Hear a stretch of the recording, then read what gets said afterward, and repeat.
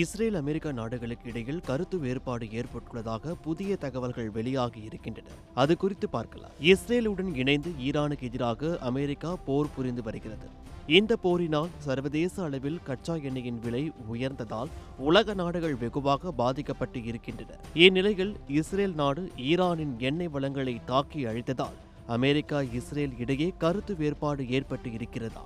சமீபத்தில் ஈரான் தலைநகர் டெஹ்ரானில் உள்ள 3 எண்ணெய் கிடங்குகள், சுத்திகரிப்பு நிலையம் ஆகியவற்றின் மீது இஸ்ரேல் தாக்குதல் நடத்தியது.